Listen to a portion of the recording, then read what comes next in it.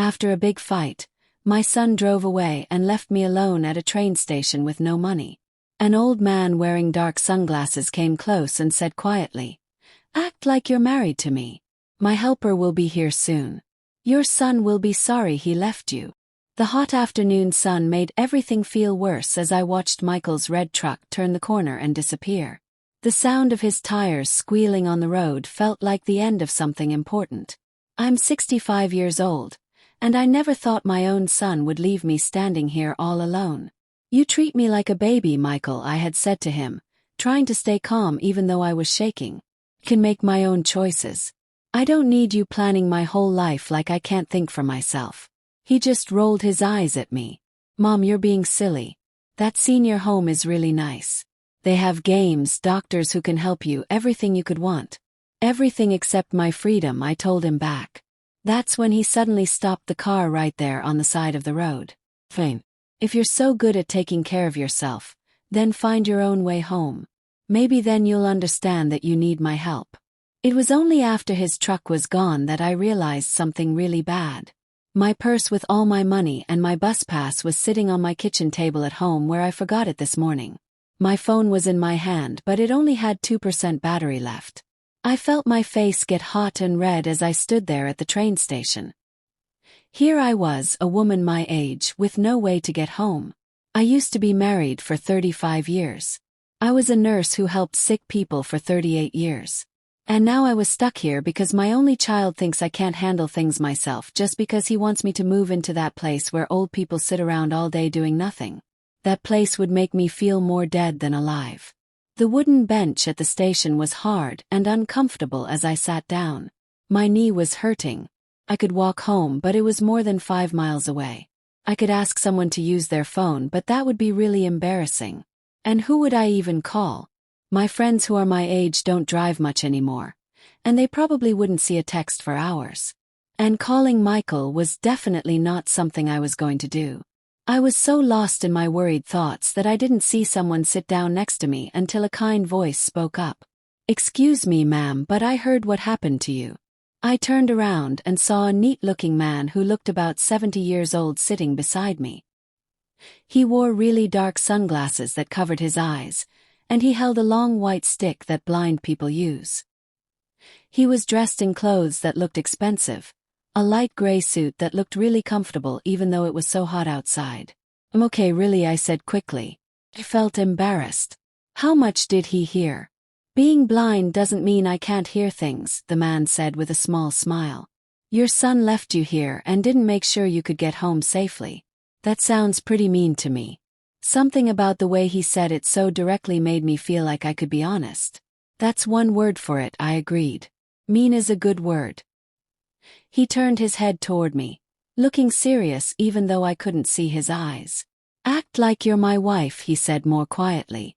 "My helper who drives for me will be here in a minute. Your son is going to be really sorry he left you like this." I blinked, surprised by what he just said. I couldn't do that. It wouldn't be right.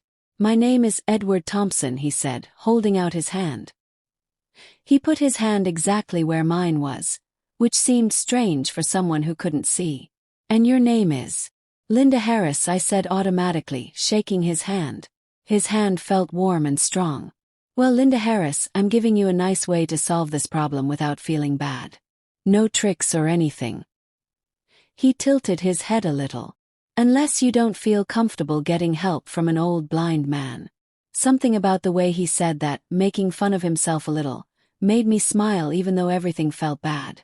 "Being blind doesn't make you helpless, Mr. Thompson. Just like being older doesn't make me helpless, even though my son thinks it does." He laughed then, a real laugh that made the corners of his eyes crinkle above his dark glasses. "Good answer, Mrs. Harris. Then we understand each other." Before I could say anything back, a shiny black car pulled up next to us. A man who looked about my age, wearing a nice uniform, got out and walked over to us. "Right on time, Thomas," Edward said, picking up his white stick.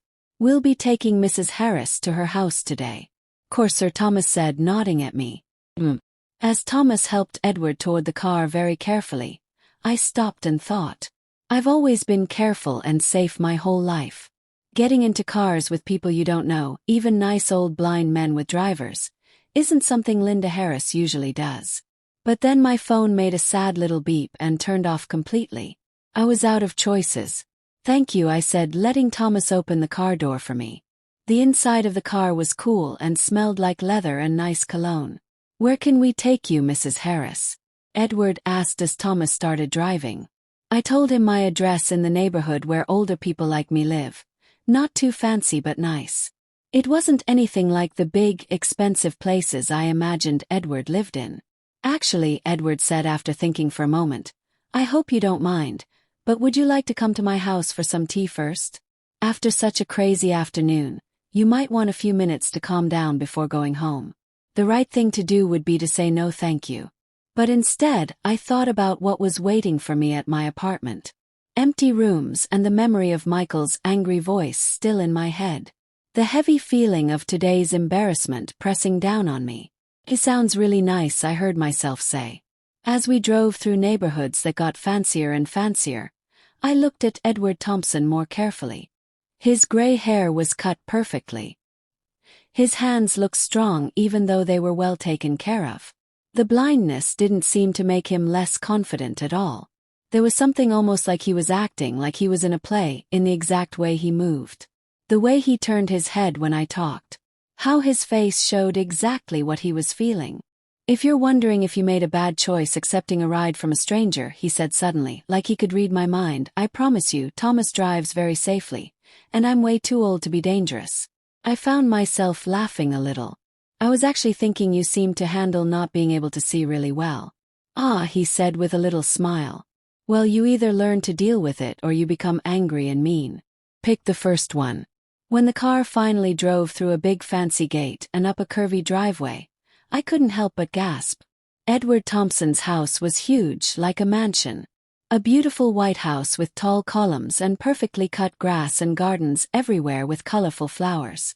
"Welcome to where I live," Edward said with a little bit of humor in his voice.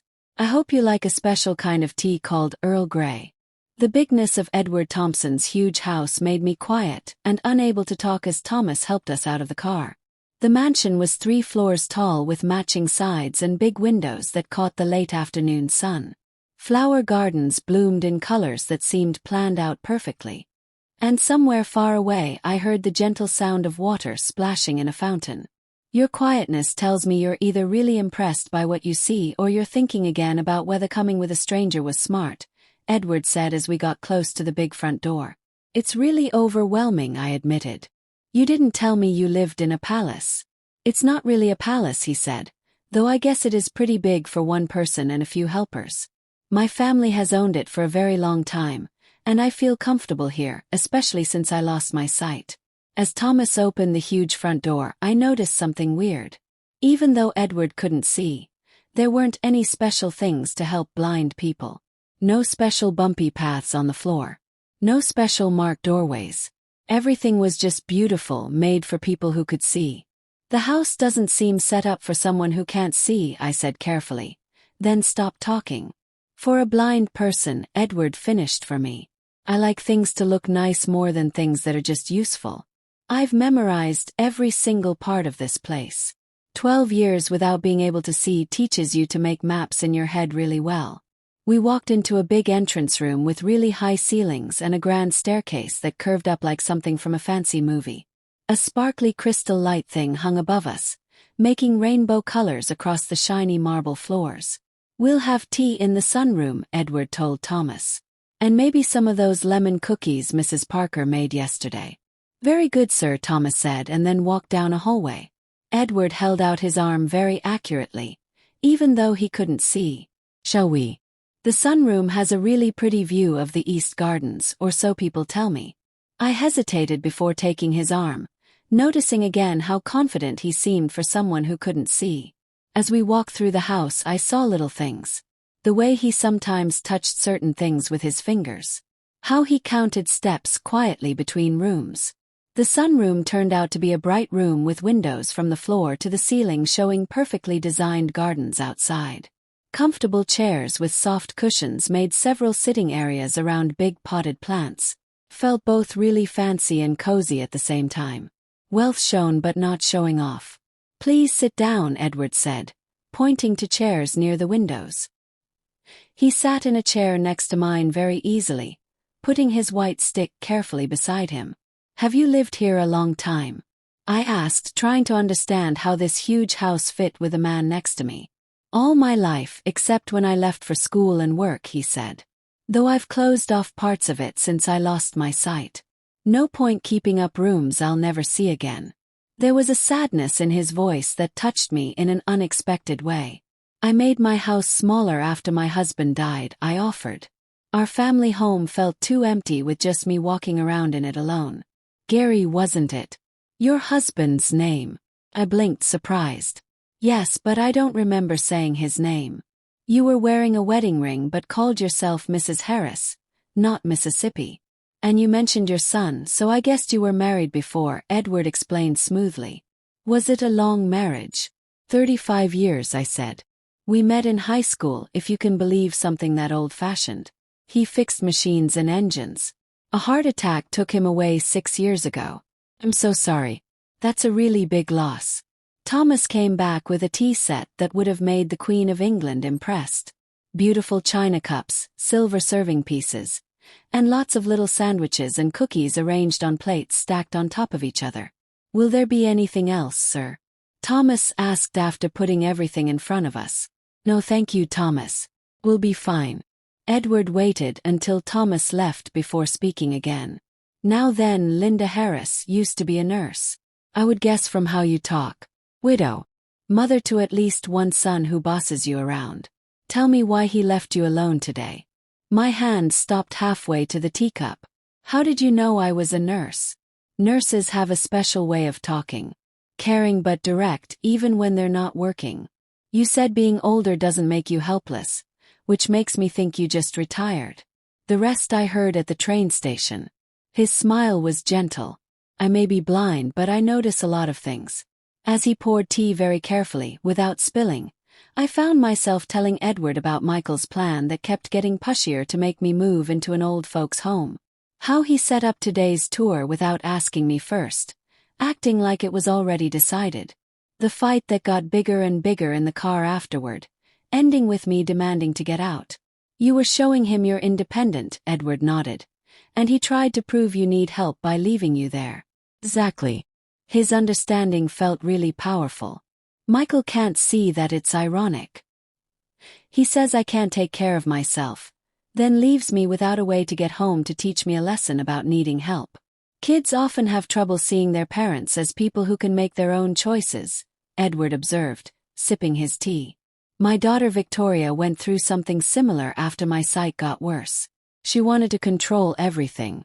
My medical care, my business choices, what I did every day.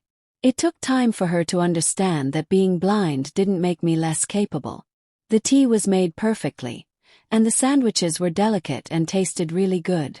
As we kept talking, I found myself relaxing in a way I hadn't for months. Edward was a really good listener and someone who had thoughtful things to say, connecting my experiences teaching teenagers in the nurse's office with his experiences in the business world. I started a company that makes special security systems. He explained when I asked about his job. It's kind of funny that I now can't see the very computers our programs protect. Something about that sentence seemed odd. But before I could think about it more, the door opened and a really pretty woman in her early 40s came in.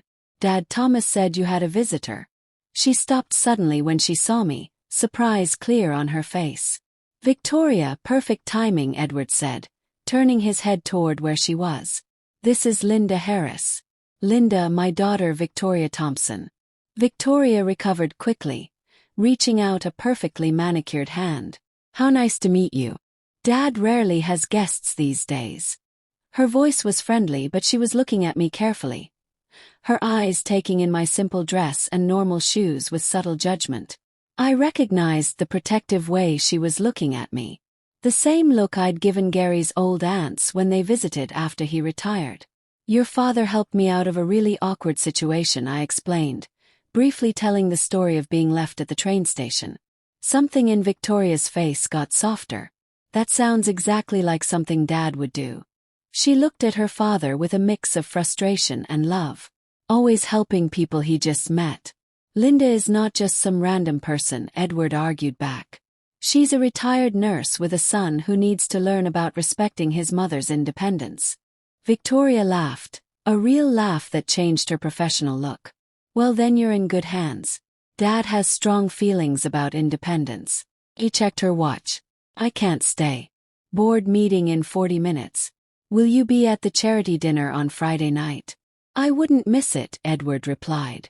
After Victoria left with a quick kiss on her father's cheek, Edward tilted his head slightly. My daughter, he said like he was telling me a secret, thinks I need someone watching me all the time. The blindness makes her nervous, even after all these years. I studied him carefully. Something about how he acted was bothering me. He seems lovely. Protective, but that's natural. Indeed. Edward put down his teacup very precisely.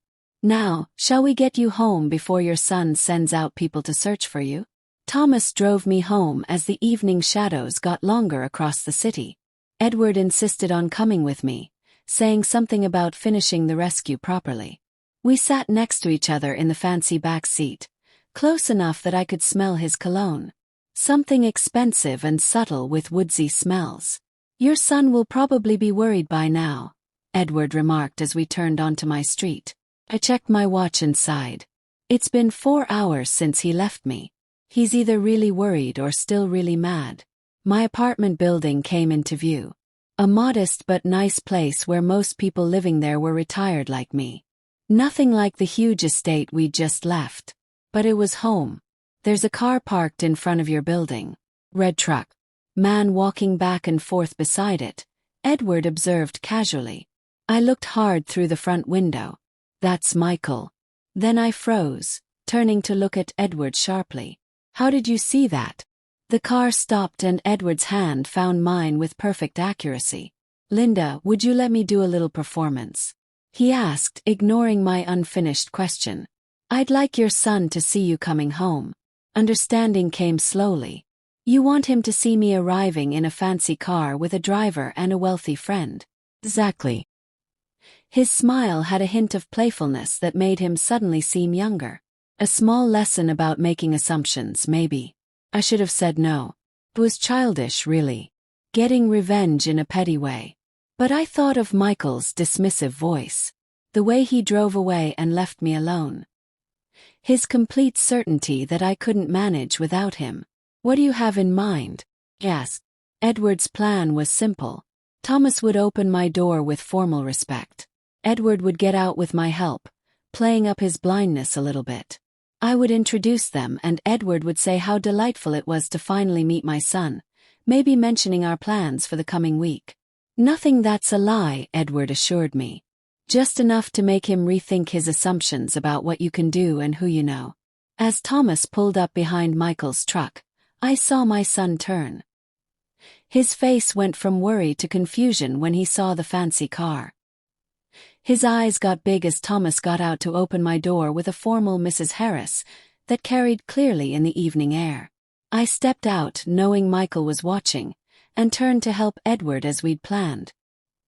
He came out with dignified care, dark sunglasses in place. His hand finding my arm with a practiced touch of someone used to navigating the world without sight. Michael hurried over, relief and confusion fighting on his face. I've been calling for hours. Your phone died, I said calmly. The battery was almost gone when you left me at the train station. He looked embarrassed, his eyes moving between me and Edward, clearly trying to make sense of what he was seeing. Michael, I'd like you to meet Edward Thompson, I said with deliberate formality. Edward, my son Michael. It's really nice to meet you, Edward said, holding out his hand in Michael's general direction. I've heard so much about you. Michael shook his hand automatically, professional instincts kicking in despite his confusion. I can't say the same thing. Mom hasn't mentioned you. We only just met today, I explained, watching understanding show on Michael's face as he noticed the white stick and dark glasses. After I found myself unexpectedly at a train station without a way to get home. The implication hung in the air between us. Michael shifted uncomfortably. Mr. Thompson was kind enough to give me a ride home, and we discovered we both really like old American history books. I continued smoothly. He's invited me to a charity dinner on Friday evening. Charity dinner, Michael repeated. The Thompson Family Foundation, Edward clarified. We give money to arts education and programs to help disabled people. Linda's experience as a nurse offers valuable perspective. I watched my son rethinking the situation. His marketing executive brain visibly recalculating based on new information. Car. The driver. The foundation. The obvious signs of wealth that Edward carried effortlessly. That's wonderful, Michael managed. Mom has always cared about education. Indeed, Edward replied. Her insights on making healthcare accessible across generations are particularly relevant to our current projects. He turned slightly toward me. Until Friday, then. Thomas will pick you up at 6. I look forward to it, I replied, playing my part with maybe too much enjoyment. Edward's hand found mine, raising it briefly to his lips in an old-fashioned gesture that seemed perfectly natural coming from him. The pleasure was all mine, Linda. As Thomas helped Edward back into the car, Michael stood frozen beside me, visibly processing what he was seeing. The sleek car pulled away with a quiet sound, leaving us alone on the sidewalk. Mom, Michael began carefully. Who exactly is Edward Thompson? A gentleman who understood that my age doesn't define what I can do, I replied, getting my keys from my pocket and heading toward the building entrance. Daniel followed, still struggling to match this new information with his existing view of his mother. When did you meet a wealthy, cultured man who values your company and opinions? I glanced back at him. About 30 minutes after you drove away and left me there alone. Inside my apartment, Michael paced while I put water on for tea.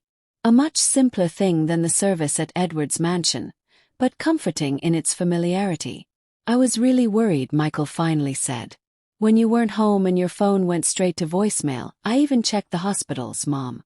That must have been scary for you, I acknowledged, measuring tea leaves into my favorite pot. Almost as scary as being left alone without a way home or enough money. He winced. I was angry. I shouldn't have left you there.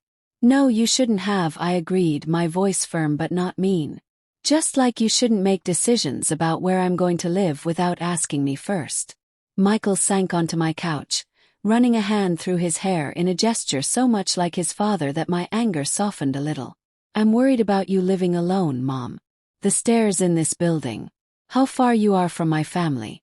Your arthritis getting worse. Those are all real concerns, I said, bringing our tea to the coffee table. Things we could discuss as equals rather than you making announcements about what's best for me like I'm a child. Like that senior place today. Exactly like that.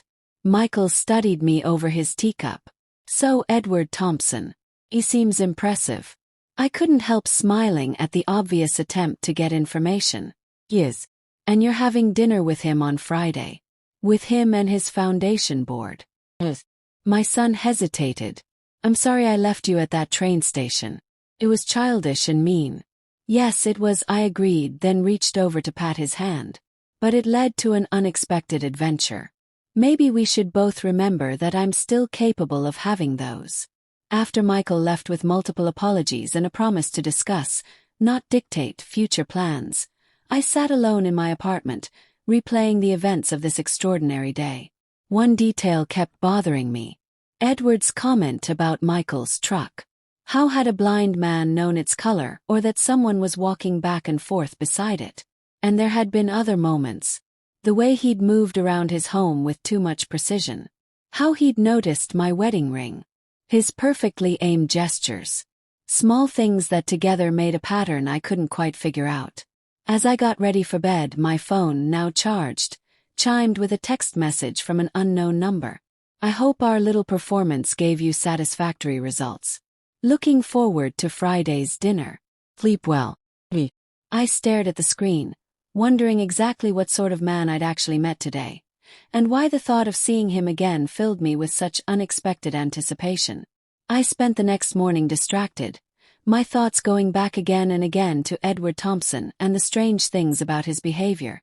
While watering my small collection of houseplants, I found myself looking at our interaction with the same careful attention I once used for complex medical cases with my patients. A blind man who noticed a red truck and a pacing figure from a moving car. Who poured tea with perfect precision. Whose home didn't have the tactile changes you would expect. Who texted me directly rather than having his assistant do it. The obvious answer seemed impossible. That Edward Thompson, wealthy philanthropist, was not actually blind. But if that were true, why keep up such a complicated lie? What purpose could it possibly serve? Noon, a delivery came. An elegant box with a handwritten note in flowing script. For Friday evening's charity dinner. I took the liberty of having Victoria select something appropriate. If it's not to your taste, please feel free to ignore it. Edward. Inside was a stunning deep purple dress in exactly my size, with a soft wrap and tasteful jewelry to go with it. The boldness of it should have offended me. Instead, I found myself carefully hanging the dress to let out any wrinkles, my fingers lingering on the expensive fabric. It had been years since anyone had given me clothing as a gift. Even longer since I'd had a reason to wear something so elegant. My phone rang as I was looking at the matching amethyst earrings. Mom, Michael's voice had a careful note I rarely heard from my confident son. I wanted to check in after yesterday. I'm fine, Michael, I assured him, settling into my reading chair. In fact, I'm getting ready for Friday evening's event.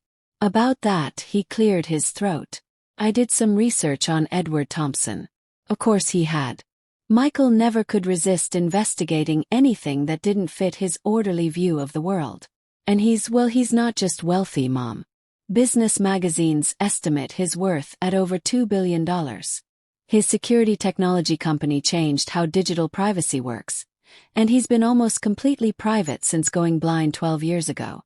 I took in this information slowly. 2 billion. The number seemed abstract, disconnected from the attentive man who had rescued me from a train station.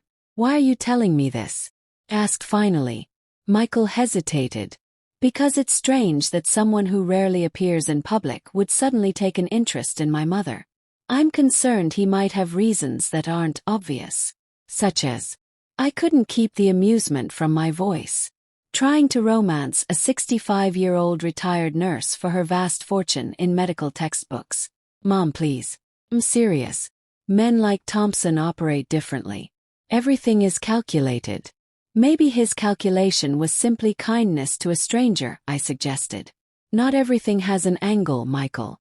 After ending the call with promises that I would be careful, I went back to thinking about the purple dress and the mysterious man who had sent it.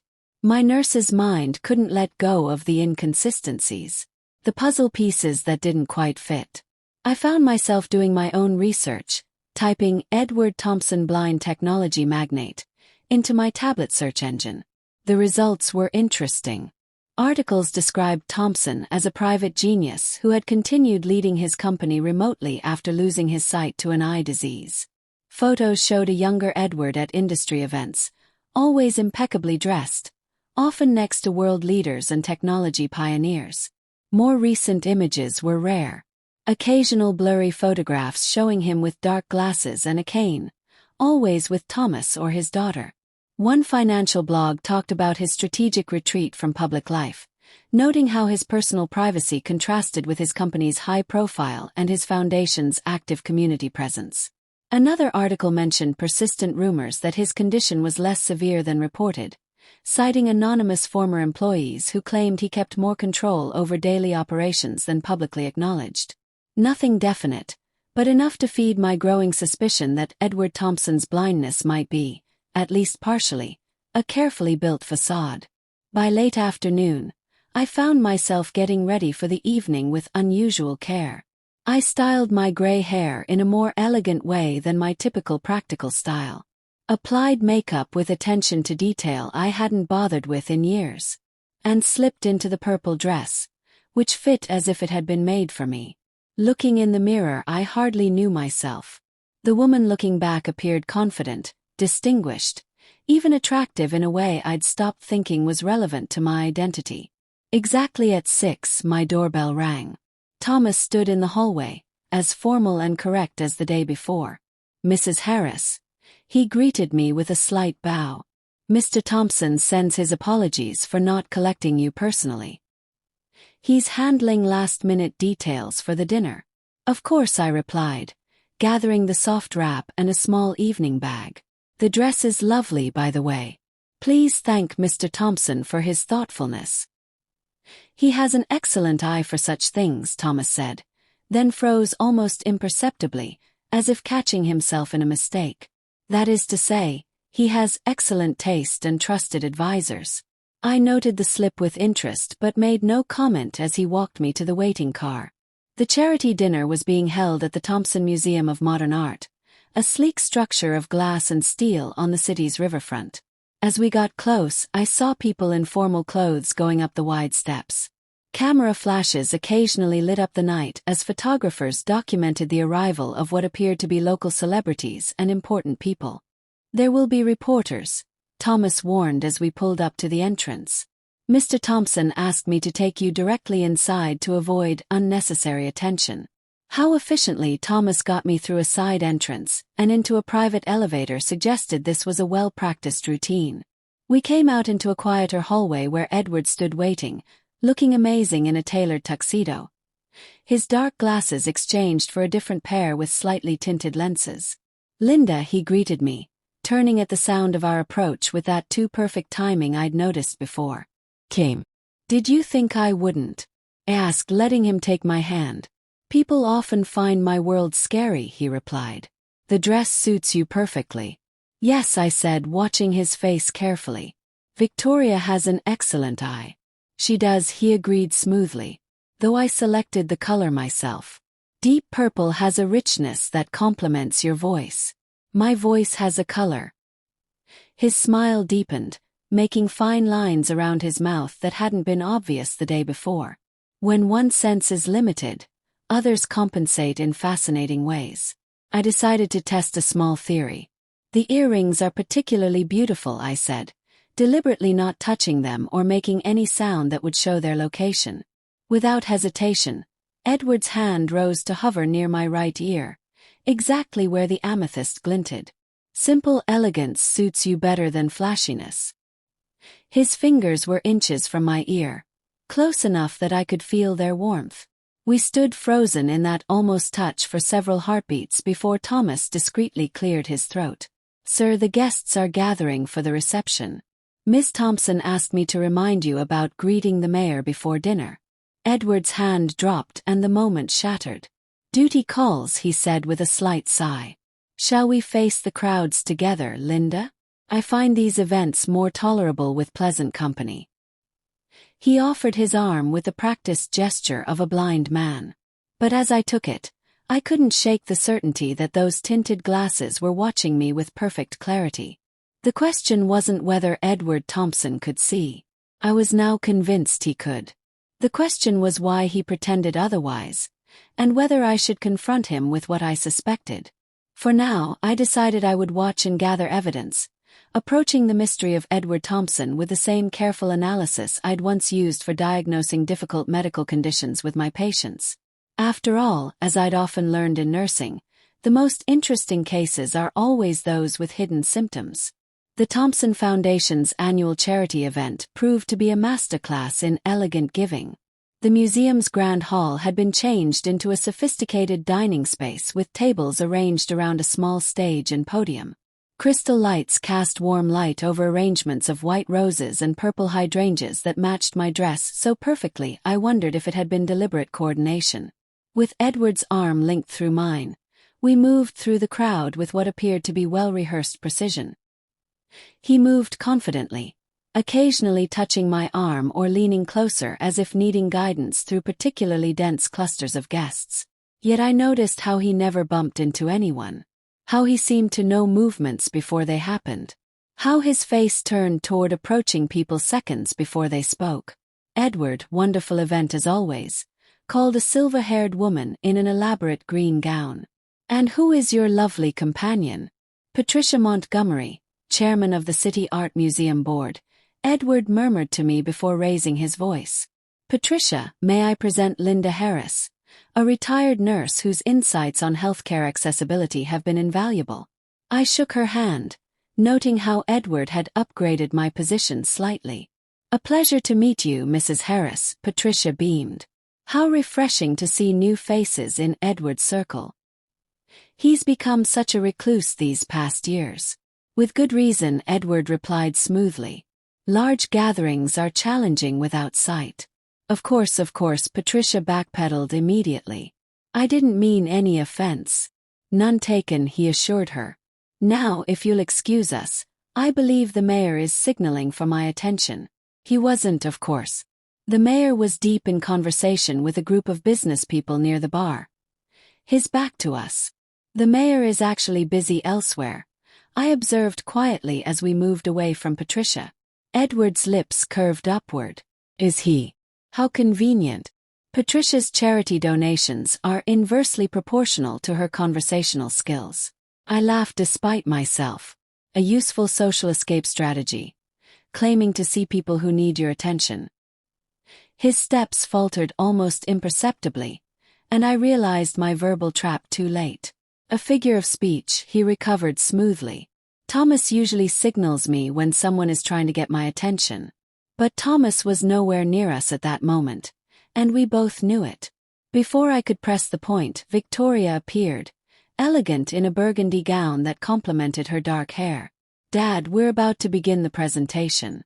Linda, I've seated you at our family table. She glanced between us, a flicker of suspicion crossing her features. I hope you're enjoying yourself. Very much, I replied. Your father has been introducing me to quite an impressive group of people. Has he? Victoria's voice carried a note of concern. Dad excels at networking despite his limitations. The slight emphasis wasn't lost on me. Victoria was marking territory, reminding me of her father's vulnerability, or at least his supposed vulnerability. Dinner was a magnificent 5-course thing, broken up with brief speeches about the foundation's work. Edward delivered his remarks with smooth precision, never once looking at notes he couldn't read, moving across the stage with practiced steps that appeared careful but never uncertain. I watched the performance with new awareness, seeing how the audience responded with that particular combination of admiration and sympathy saved for those who overcome challenges. When he returned to our table, I leaned close under the excuse of helping him find his water glass. Impressive speech. One might almost forget you can't see your audience. He stiffened momentarily, then relaxed, his fingers finding mine beneath the tablecloth. One prepares thoroughly when performing blind, he murmured, emphasis on the final word so subtle I might have imagined it. Throughout dinner I catalogued more oddities. Edward identified a piece of broccoli on his plate without touching it. He reacted to Victoria's subtle hand signals from across the table. Most tellingly, when a waiter accidentally knocked over a glass of water at the far end of the room, Edward's head turned toward the sound a fraction of a second before it happened, as if he'd seen the glass wobbling. After dessert, the formal portion of the evening ended, and guests began mingling again as a small string quartet played soft music. Edward guided me toward a quieter alcove near the museum's sculpture garden. You've been unusually quiet, he observed, 2 champagne flutes in hand. Having second thoughts about spending time with me. Not at all, I replied, accepting the offered glass. I'm simply watching. And what have your observations revealed, Nurse Harris? There was a hint of challenge in his voice, almost playful. I took a deliberate sip of champagne, considering my approach. The nurse in me wanted to lay out my evidence methodically, like symptoms leading to a diagnosis. The woman who had been patronized and underestimated by her son wanted to demonstrate her mental sharpness. But something else, something more intrigued than offended, guided my response. That Edward Thompson navigates his world with remarkable precision for a man who supposedly can't see it. His expression remained neutral, but his posture changed subtly. A slight tensing of shoulders. A small straightening of his spine. The human brain adapts impressively to loss of senses. Facial memory. Sound cues. Yes, I agreed. And noticing red trucks from moving cars. Identifying earrings without touching them. Turning toward accidents before they happen. I set down my champagne glass with deliberate precision. I was a nurse for 38 years, Mr. Thompson. I recognize a carefully constructed presentation when I see one. For several long moments he said nothing. His face angled slightly away from mine, as if weighing his options. When he turned back, his voice had dropped to just above a whisper. "This is hardly the place for such a conversation." "Then suggest a better one," I replied, surprised by my own boldness. A slight smile curved his mouth. "You are not what I expected, Linda Harris." "I rarely am these days. Age has a way of freeing you from expectations." He nodded thoughtfully. "The sculpture garden. 15 minutes. Take the west door and follow the path to the fountain." Before I could respond, he straightened and raised his voice to normal levels. "Victoria, there you are. I was just telling Linda about your remarkable work with the Foundation's healthcare initiatives." Victoria had approached so quietly I hadn't noticed her, yet Edward had. Another slip in his performance. She glanced between us, her expression carefully neutral but her eyes sharp. "Nothing remarkable about it. Just continuing your vision, Dad," she replied. "Linda, I hope Dad hasn't kept you all to himself tonight. There are several board members who'd love to hear your nursing perspective." The subtle dismissal was clear. Victoria wanted time alone with her father. Perhaps to question my presence. Perhaps to warn him about whatever she suspected might be developing between us. "I was just about to visit the restroom anyway," I said pleasantly. "If you'll excuse me." As I walked away, I could feel their eyes, both pairs I was certain, following me across the room. 15 minutes, Edward had said. 15 minutes until I would potentially hear the truth behind the performance I'd been witnessing. I checked my reflection in the restroom mirror, adjusting a strand of gray hair that had come loose. The woman who looked back at me appeared poised, elegant, and unexpectedly determined. Michael wouldn't recognize this version of his mother. The woman willing to meet a near stranger in a darkened garden to confront him about a suspected lie. For that matter, I hardly recognized myself. Yet as I slipped through the west door into the cool evening air, I felt more alive than I had in years. The sculpture garden was a study in shadows and soft light. Strategic lighting highlighted modern installations while leaving pathways in gentle darkness. The night air carried the scent of night-blooming jasmine and the distant murmur of the charity event continuing inside. I followed the stone path as instructed, my heels clicking softly against the pavers until I reached a circular fountain where water cascaded over dark stone in a mesmerizing pattern. Edward was already there, his back to me, silhouetted against the illuminated water. He had removed his tinted glasses, and they dangled from one hand. Without turning, he spoke. "You counted 9 inconsistencies in my performance tonight. I noticed you cataloging them." I approached slowly, coming to stand beside him. 10 actually. Now he turned, and for the first time I saw his eyes directly. Clear, sharp, and unmistakably focused on mine. No cloudiness. No wandering gaze. Nothing to suggest any visual problem whatsoever. 10, he conceded with a slight nod. "What gave me away first?" "The red truck yesterday was the first clue," I replied, holding his gaze steadily. "But it was the earrings tonight that confirmed it. You reached for them without any sound cue about their location. Careless mistake. Normally I'm more disciplined." "Why?" asked simply. "Why pretend to be blind?" Edward sighed and gestured to a stone bench nearby. "Shall we sit?" "It's a rather long story." The bench was cool beneath me as we settled side by side, close enough that our shoulders nearly touched. Edward pocketed his glasses, apparently having no further use for them in my presence. 12 years ago, he began, I wasn't just wealthy. I was visible.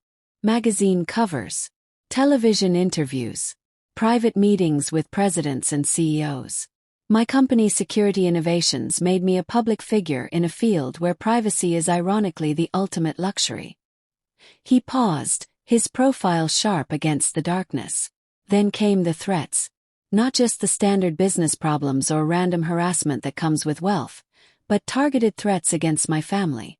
Victoria was still in graduate school then. Someone sent her photographs taken inside her apartment along with blueprints of the security systems protecting our homes, implying they could breach them at will. I felt a chill that had nothing to do with the night air. How terrifying. Indeed. We increased security naturally, but the psychological damage was done. Privacy, true privacy, had become impossible. His hands flexed in his lap, a subtle tell of remembered stress. Then I developed an eye condition. Mild, treatable, hardly serious with modern medicine. But it gave me an idea. To disappear while remaining visible, I murmured, understanding dawning. Precisely, he turned toward me. His gaze direct and unwavering. The world treats blind people differently. They look away. They speak as if you're not there. They underestimate you in profound ways. I saw an opportunity to create a shield. A way to move through the world with everyone seeing only what I wanted them to see. A wealthy blind recluse generating occasional human interest stories, but otherwise left alone. But the deception is so elaborate, I observed. Home. Your behavior. This foundation. It began as a temporary solution, a break from public scrutiny. But the longer it continued, the more it became a prison of my own making. His voice carried a weariness I hadn't detected before. Now only Thomas and Victoria know the truth. And you, Linda Harris, who saw through me with remarkable clarity after less than 3 days. I considered this extraordinary confession, turning it over in my mind like a complex diagnosis. The foundation work is genuine though. Absolutely, he confirmed. Initially, the Blindness Foundation was part of the cover story, but I discovered a genuine passion for accessibility issues. The irony isn't lost on me. A sighted man advocating for the visually impaired while pretending to be one of them. A complicated ethical position, I observed without judgment. One that keeps me awake at night more often than I'd care to admit. He smiled ruefully. I've donated millions to vision research and accessibility technology. Perhaps as a form of penance. We sat in contemplative silence for a moment, the fountain's gentle splashing providing a soothing backdrop. When I finally spoke, I surprised myself with a question. Why tell me the truth? You could have maintained the lie. I'm hardly a threat to your carefully constructed world. Edward turned fully toward me. His expression suddenly vulnerable in a way his blind persona never was. Because when I sat next to you at that train station, I recognized something I haven't encountered in 12 years. Authenticity. You weren't performing for anyone, Linda. Even humiliated and abandoned, you maintained a dignity that had nothing to do with appearances. His candor caught me off guard. For a man who had lived behind a facade for so long, this revelation seemed almost painfully honest. And then, he continued, you started noticing the inconsistencies. Most people see what they expect to see. You actually observed. It was refreshing. Terrifying but refreshing. Terrifying. I couldn't hide my skepticism. A billionaire afraid of a retired nurse. Not afraid of you, he clarified. Afraid of being seen. Really seen, without the protection of either wealth or disability to distort the perception. His hand moved tentatively toward mine on the bench between us. Do you understand what I'm saying, Linda? I did, with surprising clarity. Edward Thompson, for all his wealth and power, had been hiding from genuine connection. The blindness that began as protection had become a barrier between himself and authentic human interaction. What will you do now? I asked, allowing his fingers to lightly touch mine. Maintain the deception with everyone else. For now, he admitted. The alternative would be complicated, to say the least. But with you. He hesitated. With you, I'd like to be simply Edward. No performance. No pretense. The vulnerability in his request touched something in me. A recognition of how rare truly honest connections become as we age. How much of life becomes performance and accommodation. I think I'd like that, I replied softly. Though it makes me wonder what other surprises you might be concealing, Mr. Thompson. His laugh was unexpected and genuine. Fair concern, but I promise the fake blindness was my most significant deception. Everything else, the wealth, the foundation, my character, that's all authentic. A discreet cough interrupted us. Thomas stood at the garden entrance, his expression professionally neutral despite having undoubtedly witnessed our hands touching and Edward without his glasses. "Sir, Miss Thompson is looking for you. The mayor is preparing to leave and wishes to say goodbye." Edward sighed, reluctantly withdrawing his hand from mine. "Back to the performance," he murmured, retrieving his glasses from his pocket. As he slid them on, I watched the transformation. His posture subtly altered. His expression became more guarded, his movements more measured. Before we returned to the charity event, he turned to me one last time. Having someone who knows the truth, who knows me after all these years, he paused, searching for words. "Feels like breathing fresh air after being in a closed room for too long." As we re-entered the bright lights and social choreography of the event, I wondered what I had gotten myself into. A friendship. Something more. And with a man whose entire public existence was built on an elaborate lie. Yet something about his confession in the garden felt more genuine than anything I'd experienced in years. Victoria intercepted us immediately, her eyes narrowing slightly at our joint reappearance from the garden. "There you are, Dad. The mayor's leaving." Her gaze flicked to me, assessing. "Linda, I hope you've enjoyed our little event." "It's been revealing," I replied, meeting her eyes steadily. Her perfectly shaped eyebrow arched slightly at my word choice, but before she could respond, Edward squeezed my hand discreetly. "Most revealing indeed," he agreed. The private joke between us almost tangible in the air. The following week unfolded like a dream sequence. Familiar routines interrupted by surreal moments that left me questioning the boundaries of my formerly predictable life. Edward called daily, our conversations ranging from medicine to philosophy to the small details of our lives. He spoke freely now when we were alone, the pretense of blindness abandoned in private moments. On Thursday, he invited me to lunch at his home. A proper meal, he specified, not just impromptu tea for a stranded train passenger. I accepted, ignoring the small voice of caution that had governed much of my adult life. At 65, I reasoned, I had earned the right to make imprudent choices. Michael called that afternoon. His timing so suspicious, I wondered if he had somehow developed a sixth sense for his mother's unconventional decisions. I looked into the Thompson Foundation. He announced without preamble. Their healthcare initiatives are actually quite impressive. They've funded medical clinics in 15 states. "How thorough of you," I replied, selecting earrings for the lunch. "Any particular reason for your research?" "Just making sure everything's legitimate." His hesitation was telling. "You've been spending time with this man." I sighed, setting down the earrings. "Michael, your concern is noted but unnecessary. Edward Thompson is exactly what he appears to be. A wealthy philanthropist with an interest in healthcare." The irony of this statement, technically accurate while concealing the truth about Edward's vision, wasn't lost on me. I had become complicit in his deception, at least by omission. "So you're seeing him socially?" Michael pressed. "We're friends," I replied, the definition feeling simultaneously inadequate and presumptuous. What were we exactly? Two people who had shared an unusual moment of honesty, connected by a secret and perhaps by something more elusive.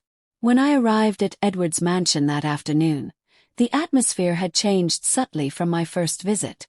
Thomas greeted me with the same formal courtesy but led me to a smaller, more intimate dining room instead of the grand formal one I'd glimpsed previously. The table was set for two, with fresh flowers providing most of the beauty, and French doors open to a garden nearby. Edward awaited me without his dark glasses, dressed casually in a tailored shirt and slacks rather than his usual formal attire. The sight of him, relaxed, unguarded, visibly pleased by my arrival, caused an unexpected flutter in my chest. "No performance today," he said, gesturing to his eyes. "Just us." "No audience to convince," I agreed, accepting the glass of iced tea he offered. "Except perhaps Victoria, who will almost certainly question the kitchen staff tomorrow about our lunch." I raised an eyebrow.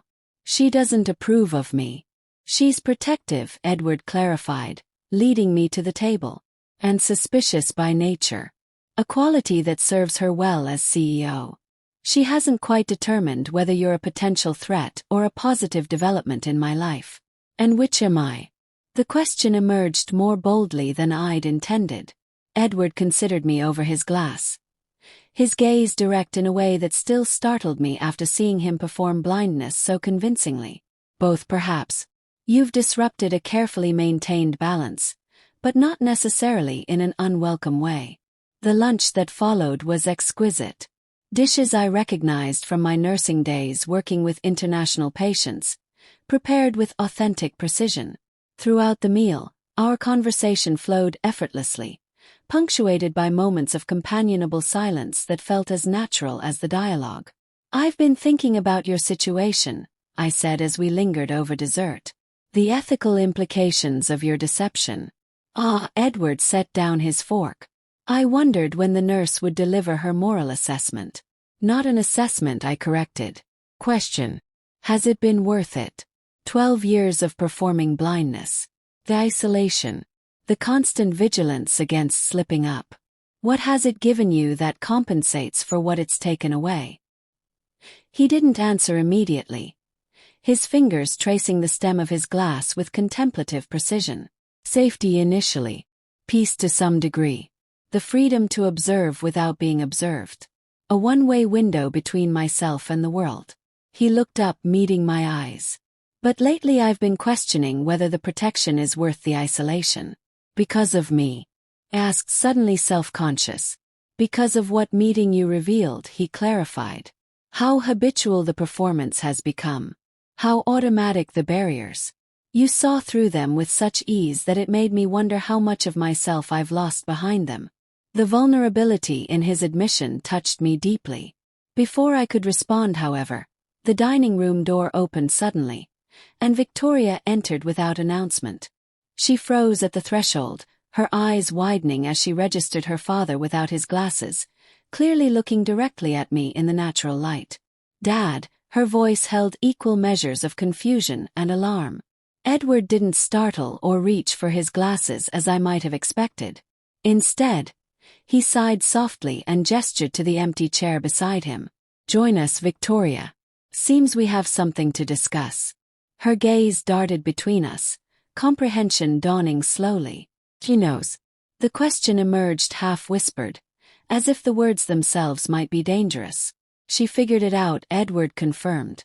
Rather quickly, in fact. Victoria turned to me, her professional polish cracking to reveal genuine fear beneath. Who have you told? No one, I assured her, understanding her panic. And I have no intention of telling anyone. She remained standing, her posture rigid with tension. Do you have any idea what's at stake here? The foundation, the company, privacy, or safety? All of it depends on maintaining this arrangement. I understand the complexity of the situation, I replied calmly, drawing on decades of calming anxious patience. Your father's secret is safe with me. Based on what? He challenged. A week's acquaintance. Some misguided romantic connection. The dismissive way she characterized our relationship stung more than I cared to admit. Edward intervened before I could respond. Victoria, that's enough.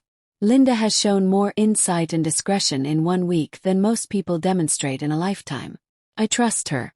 You trusted her enough to risk everything we've built, Victoria countered, finally sinking into the chair beside him. Without consulting me. I didn't plan this, Edward explained with remarkable patience. Linda observed discrepancies no one else has noticed in 12 years. Rather than expose me publicly or use the information for personal gain, she confronted me privately. Victoria studied me with new intensity, reassessing. What do you want from us, Mrs. Harris? The blunt question caught me off guard. Want? From this situation. From my father. There must be something. Victoria, Edward's voice carried a rare sharpness. It's a fair question, I interjected, understanding her protective instinct. I turned to face her directly. What I want is exactly what I've already received. Honest conversation. Genuine connection. The respect of being seen as I am rather than as a stereotype of aging retirement. I paused, choosing my next words carefully. Your father offered me dignity when my own son treated me as incompetent. I've offered him the simple courtesy of authentic interaction without performance. Victoria's expression softened marginally, though wariness remained in her eyes. And if things progress between you, the longer this continues, the greater the risk of exposure. The implication that any relationship between Edward and me created vulnerability in their carefully constructed world hung in the air between us. Before I could formulate a response, Edward reached across the table and deliberately took my hand. Then we'll address that challenge together, he said, his gaze moving from his daughter to me. Because for the first time in 12 years, I'm experiencing something worth the risk. The simple declaration shifted something in the atmosphere. Victoria's rigid posture eased slightly, and I felt a warm certainty spread through me that had nothing to do with the tea or the garden's warmth. Whatever complicated path lay ahead, we would navigate it together. Two people who had recognized in each other something rare and worth protecting. I should go, I said finally, aware that father and daughter needed privacy to process this development. It's getting late. As Thomas drove me home later that afternoon, I reflected on the extraordinary turn my life had taken since that moment at the train station. 1 week ago, I had been a retired nurse fighting for autonomy against my well-meaning but controlling son. Now I was entangled in a billionaire's elaborate deception, contemplating a relationship that would require navigating complexities I could scarcely imagine. Yet despite the complications, or perhaps because of them, I felt more vibrantly alive than I had in years. Sunday morning brought unexpected rain after days of spring sunshine. I was enjoying coffee and reading when the intercom buzzed, announcing a visitor. Michael stood in the hallway, a bakery box in hand and an expression of determined cheerfulness on his face. Peace offering, he said, lifting the box. Those lemon tarts you like. I recognized the gesture for what it was. An attempt to reset our relationship after the train station incident. The timing, however, seemed suspiciously aligned with my developing connection to Edward. Over coffee and pastries, Michael maintained careful conversation about neutral topics. His children's school activities, an upcoming work trip, neighborhood news. Only after his second cup did he broach the subject clearly weighing on his mind. So this friendship with Edward Thompson, he began with practiced casualness, seems to be continuing. It is, I confirmed, brushing pastry crumbs from my fingers. We enjoy each other's company. Michael nodded, his marketing executive mind visibly calculating approaches. He's an interesting choice of friend. His reputation for being private is well documented. Perhaps that's changing, I replied non-committally. Mom, Michael set down his cup with deliberate precision. I want you to be careful. Men like Thompson operate in different spheres with different rules. The power imbalance alone. Power imbalance. I interrupted, unable to suppress a laugh. I'm not a naive young woman being dazzled by wealth, Michael. I'm a 65-year-old retired nurse who's raised a child, buried a husband, and managed her own life quite capably. That's not what I meant. He had the grace to look embarrassed. It's just that people with his level of wealth and influence often have complicated lives. Agendas that aren't immediately apparent. If only he knew how accurate his concern was, though not in the way he imagined. Edward's complicated life extended far beyond typical wealthy eccentricity. I appreciate your concern, I said, softening my tone.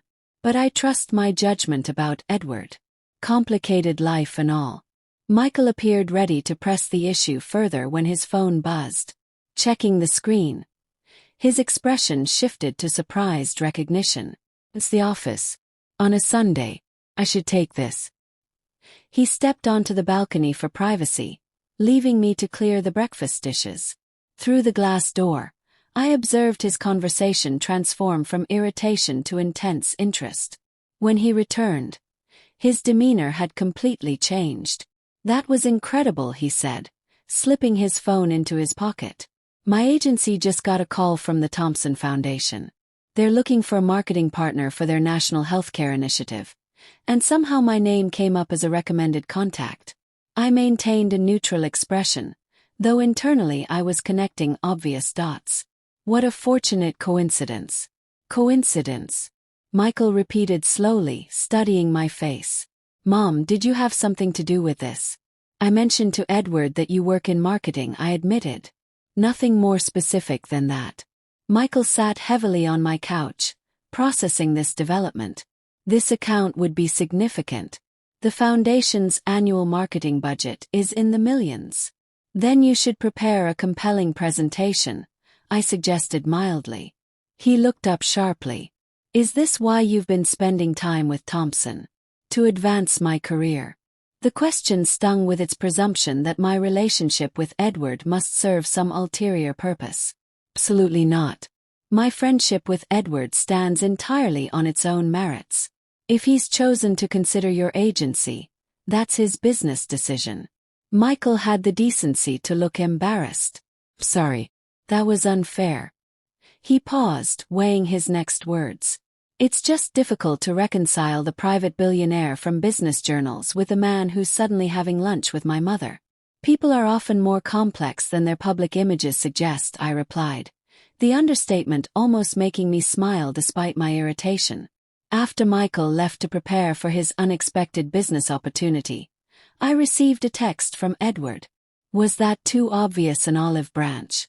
Victoria suggested a more subtle approach, but I find at my age that time for subtlety feels increasingly limited. I smiled at the message. Obvious but effective. He's simultaneously suspicious and delighted, much like Victoria regarding our friendship. Dinner tomorrow. The Botanical Conservatory has a new tropical exhibition. We can be appropriately public while maintaining our private understanding. The careful balance in his invitation, acknowledgement of both his public blindness persona and our private truth, touched me deeply. Like that very much. Monday's Botanical Conservatory excursion introduced me to the intricacies of Edward's public performance. Thomas drove us to the conservatory where Edward emerged from the car with dark glasses and white stick. His movements carefully calibrated to suggest dependence while maintaining dignity. I found myself unconsciously adapting to his needs, offering my arm at appropriate moments, describing visual elements in a natural way that reinforced his supposed condition. You're a natural accomplice, he murmured as we strolled through a corridor of blooming orchids. Most people overcompensate. Too loud, too descriptive, too helpful. Years of helping anxious patients learn to navigate hospital environments, I replied. One develops a certain subtlety in providing guidance while preserving dignity. We attracted occasional glances. The elegantly dressed blind man and his silver-haired companion generated curiosity without recognition. In public, Edward was careful to maintain appropriate distance, our connection expressed through conversation rather than physical proximity. It was only when we found ourselves momentarily alone in a secluded bamboo grove that he removed his glasses briefly, his eyes meeting mine directly. This performance grows exhausting in your presence, he admitted quietly. I find myself wanting to simply look at you, to see your expressions change without the filter of pretense. The intensity of his gaze made me suddenly conscious of my appearance in a way I hadn't been for years. The lines at the corners of my eyes, the silver of my hair, the subtle markers of age I'd long ago accepted. What do you see when you look at me? The question emerged unbidden. His smile deepened, creating a fan of lines that revealed his own age in the most appealing way. Clarity, intelligence, a woman comfortable in her own skin. He replaced his glasses as voices approached. A rare and beautiful combination at any age. Later, over lunch in the conservatory's cafe, our conversation turned to more practical matters. Victoria is arranging a discreet background verification, he informed me, his tone apologetic. Standard protocol for anyone who learns about my situation. I set down my fork, surprisingly unoffended by this revelation. I assumed as much. She's protective of you. She's thorough, he corrected. and concerned about potential exploitation. The check is as much for your protection as mine. Confirmation that you understand the legal implications of our shared secret. I considered this. There would be lawsuits if your deception became public. Almost certainly. Business partners, shareholders, even the foundation could claim fraud or misrepresentation. He sighed. The irony isn't lost on me. Having created this fiction for protection, I'm now potentially vulnerable because of it. And yet you've trusted me with this knowledge, I observed. A calculated risk, he replied with a small smile. Though increasingly the calculation seems less important than the connection. As Thomas drove us back to my apartment building, I found myself contemplating the strange duality of our developing relationship. In public, we performed one version of reality. The kindly blind billionaire and his helpful companion. In private, we shared a different truth. Two people discovering unexpected connection in their later years, complicated by an elaborate deception. Michael's agency presentation to your foundation is tomorrow, I mentioned as the car approached my building. Victoria will be evaluating their proposal, Edward confirmed. I've recused myself from the decision to avoid any appearance of favoritism. Thank you for that, I said. Whatever happens should be based on merit, not connection. He nodded, understanding my concern. Integrity matters to you, says the man pretending to be blind. I countered with gentle irony. His laugh was genuine, a rare sound I was coming to treasure. Linda Harris. You have a remarkable talent for cutting through pretense, even my own. Thomas pulled to the curb outside my building, discreetly exiting to open my door. Before I could step out, Edward captured my hand briefly. Having someone who knows both versions of me, public and private, is more significant than I can adequately express, he said softly. Thank you for carrying that dual knowledge with such grace. The simple sincerity of his words stayed with me long after the car had disappeared from view. A warm certainty amidst the complexities of our unusual situation. The following weeks developed a rhythm that felt both extraordinary and strangely natural. Edward and I established a pattern of private dinners at his home, where he could be himself completely, and public outings where we navigated his carefully maintained blindness charade. Each setting offered its own particular intimacy. The private moments of unguarded conversation. The public conspiracy of shared secrets. Michael's marketing agency had won the Thompson Foundation contract, a development that simultaneously delighted and perplexed my son. It was the strangest meeting, he confided during a family dinner at his home. Victoria Thompson questioned us intensely, then announced we'd been selected before we even finished our presentation. Your proposal must have been exceptional, I suggested, avoiding my daughter-in-law Angela's knowing gaze across the table. Angela had developed her own theories about my relationship with Edward, though she kept them largely to herself. That's just it, Michael continued, bewilderment evident. We didn't even present half our materials. It was almost as if the decision had been made before we arrived. I maintained a neutral expression, though I suspected Edward had indeed influenced the process despite his claimed recusal. The contract represented a convenient bridge between our worlds. A professional connection that justified our personal one in Michael's business-oriented mind. Our dessert was interrupted by a text message that made my heart quicken. Unexpected development. Need to speak with you urgently. Car on the way.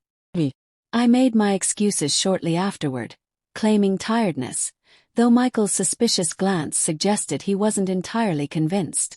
Outside their suburban home, Thomas was already waiting with the car, his expression more guarded than usual.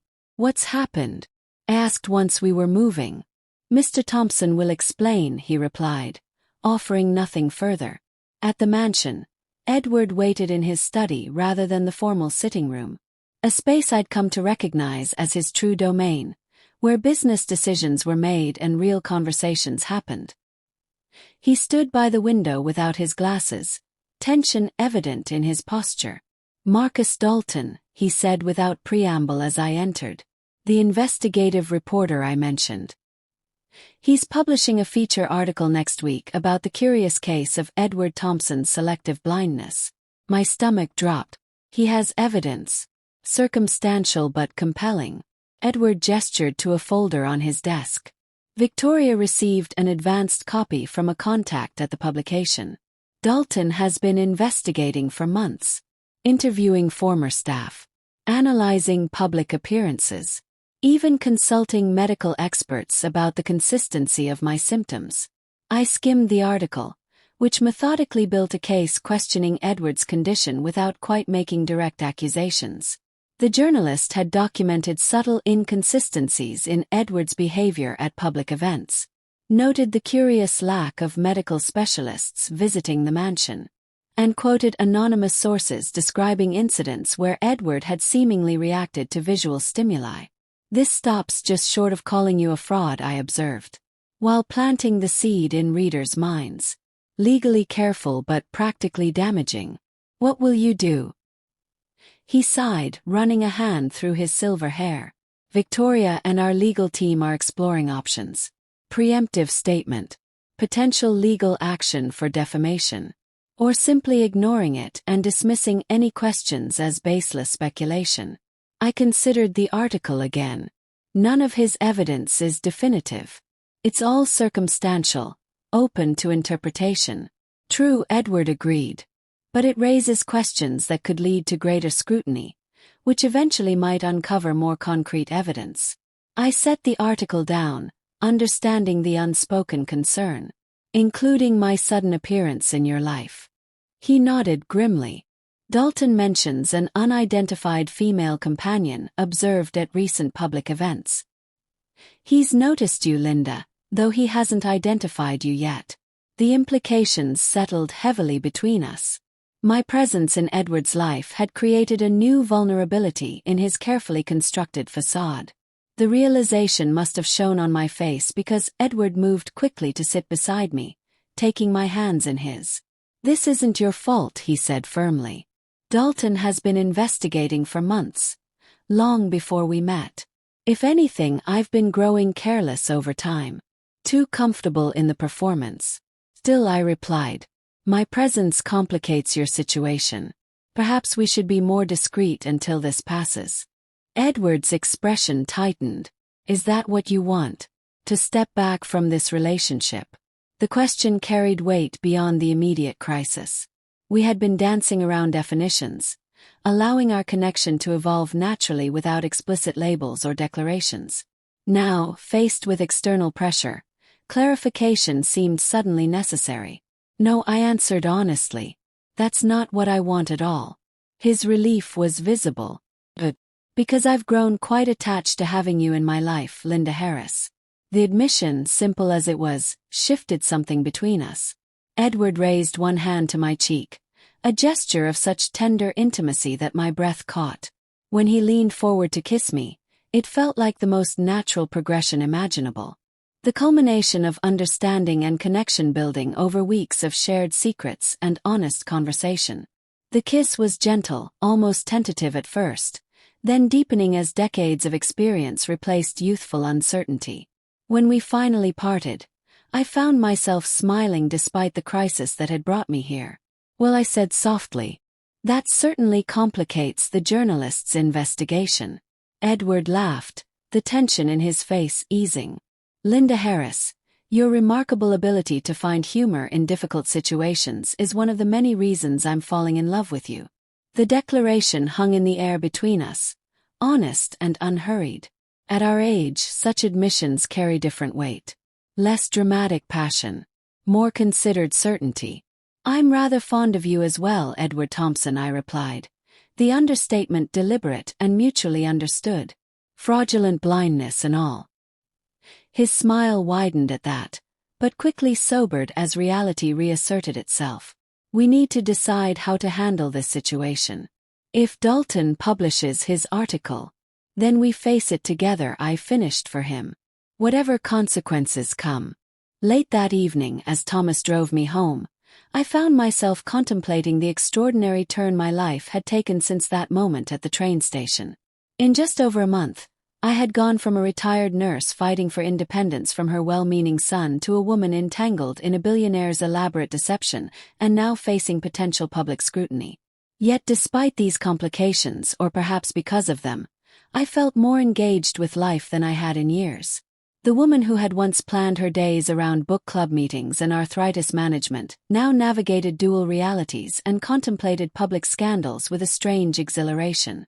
Michael was waiting outside my apartment building when we arrived, his expression a mixture of concern and indignation. "You left dinner to meet him, didn't you?" he demanded as I stepped from the car. "Mom, what's really going on between you and Thompson?" I sighed, too emotionally drained from the evening's developments to manufacture convenient excuses. "It's complicated, Michael. And yes, we're more than casual friends. Are you?" He struggled to formulate the question. "Romantically involved with this man?" The directness of his inquiry, asked while standing on a public sidewalk, struck me as both inappropriate and somehow liberating. The old Linda Harris might have deflected or softened the truth to spare her son's discomfort. The woman I was becoming decided on honesty. "Yes," I replied simply. "We are." Michael's expression cycled through shock, confusion, and finally a peculiar resignation. "I don't understand this at all," he admitted. "But I suppose that doesn't matter, does it?" "Your understanding matters to me," I told him gently. "But your approval isn't required. I've spent years prioritizing your comfort and preferences, Michael. Now I'm choosing my own happiness." As he drove away and I entered my quiet apartment, I felt an unexpected sense of peace despite the threatening article, the complicated relationship, and my son's evident discomfort. At 65, I had finally realized that life's most meaningful chapters might still be unwritten, waiting for the courage to turn the page.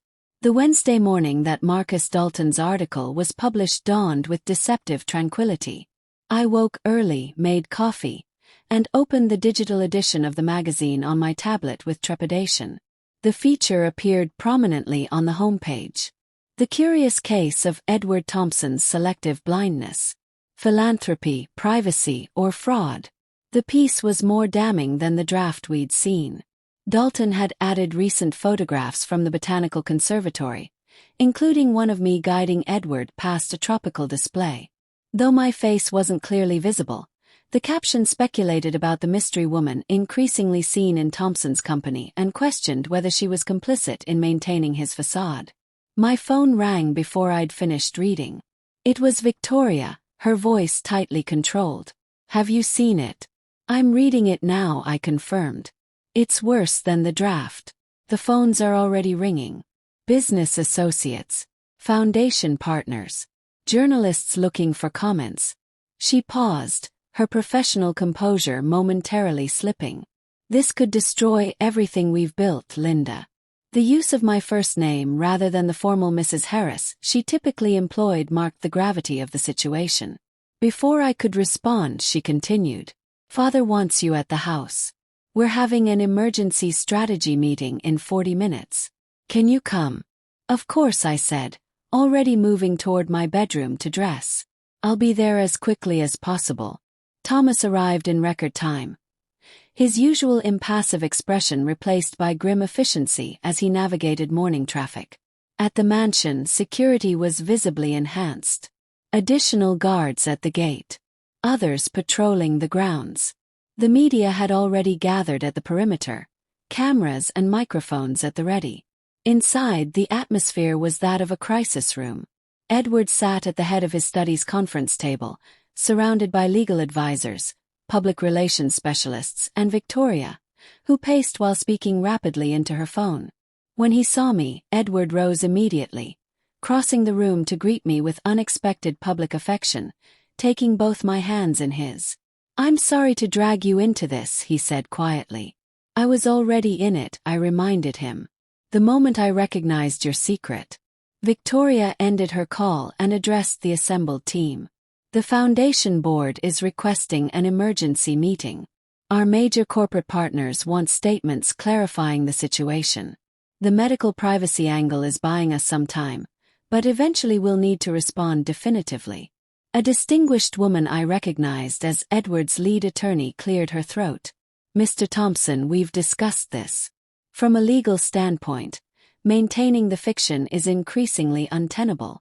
If you were to acknowledge a partial recovery from your condition, a convenient miracle, Edward interrupted, his tone sardonic. Suddenly regaining partial sight after 12 years, just as I'm accused of faking blindness. It would be more credible than continued denial in the face of mounting evidence, the attorney insisted. I observed the debate silently, understanding the complex implications of each option. Edward had spent 12 years constructing this identity. The dignified blind philanthropist overcoming personal adversity. Admitting deception would undermine not only his personal credibility but potentially the foundation's work, the company's stability, and the privacy that had become so precious to him. After an hour of increasingly circular discussion, Edward raised his hand for silence. I need to speak with Linda alone, he announced. Everyone else, take 30 minutes. The room emptied quickly, though Victoria lingered at the doorway with evident reluctance before finally following the others. When we were alone, Edward removed his dark glasses, a gesture that now carried profound intimacy between us, and rubbed his eyes wearily. 12 years of careful construction undone in a single article. He observed without self-pity. What would you do, Linda? The direct question caught me off guard. You're asking my advice. I'm asking what you would do in my position. You're the most ethically centered person I know, and you understand the situation from both inside and outside. I considered carefully before responding. I think I would tell the truth. Not because you've been caught, but because living behind a facade has taken more from you than it's given. He nodded slowly, considering my words. The isolation was protective at first, then became a prison. I see that now. His eyes met mine directly. Meeting you made that abundantly clear. How much life I've been missing by hiding. Then perhaps this article, troubling as it is, offers an opportunity, I suggested. Not for a convenient partial recovery, but for honesty on your own terms. Edward's expression shifted as he absorbed this perspective. A public admission of the deception. A public explanation of why a man who values privacy might take extraordinary measures to protect it, I clarified. Not an apology for the deception, but an honest accounting of its purpose and effects. He fell silent, contemplating this approach. Finally he asked, would you stand with me publicly? 'Twould mean scrutiny, publicity, everything I've been avoiding and now would be imposing on you as well. The question represented more than just this immediate crisis. It was an invitation to fully enter his world, to transition from private connection to public partnership. At 65, I was being asked to step into a spotlight I'd never sought or imagined. Yes, I said simply. I would. When the team reassembled, Edward outlined his decision with a clarity and authority that had built his business empire. Not a carefully crafted partial truth as his advisors had suggested, but a complete narrative. His growing discomfort with fame and scrutiny. The strategic decision to use perceived disability as a shield. The years of living behind a carefully maintained facade. We'll frame it as a personal statement, the public relations director suggested, already adapting to this unexpected approach. Emphasize your contributions to accessibility and vision research as genuine commitments that grew from your experience. And address the Foundation's future directly, Victoria added. Her initial shock giving way to tactical planning. Acknowledge the complex ethical questions while reaffirming our mission. By evening the statement was prepared. A press conference scheduled for the following morning. As the team dispersed to implement the strategy, Edward and I found ourselves alone in his garden. The same spot where he had first revealed his secret to me. Are you certain about this? He asked quietly. Once we step into that press conference together, your life changes irrevocably. The privacy you valued, the quiet existence you've created, it will be compromised. I considered his warning seriously. The comfortable anonymity of my retirement would indeed be sacrificed. I would become a character in the public narrative of Edward Thompson's deception and redemption. subject to speculation and judgment from strangers. At our age, I replied finally, how many opportunities do we have for genuine reinvention? For adventures we never anticipated. I took his hand, the gesture now familiar and grounding. Besides, I've spent decades being defined primarily as someone's wife, someone's mother, someone's caregiver. Perhaps being defined as the woman who saw through a billionaire's deception isn't such a terrible final chapter. His laugh was warm with affection and relief. Not a final chapter, Linda. A new beginning. The press conference the next morning unfolded with the controlled drama of a well-directed play. Edward entered without his dark glasses or white stick, his vision clearly intact as he surveyed the assembled journalists. I stood slightly behind him alongside Victoria, a visible declaration of solidarity. For 12 years, he began, his voice steady and clear, I have maintained a fiction about my visual impairment. Today I am here to acknowledge that deception and explain, though not excuse, my reasons for it. The subsequent media frenzy was exactly as predicted. Equal parts outrage, fascination, and analysis. Ethicists debated the morality of his deception. Business publications calculated potential impacts on his companies.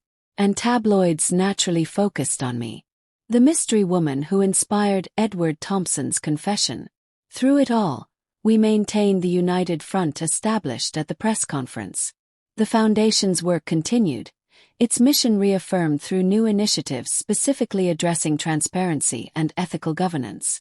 Victoria, after her initial resistance, proved remarkably adaptable, leveraging the situation to highlight her leadership during this transition. Michael, predictably, was horrified by my sudden public visibility. You're in the newspapers, Mom. He lamented during a tense Sunday dinner.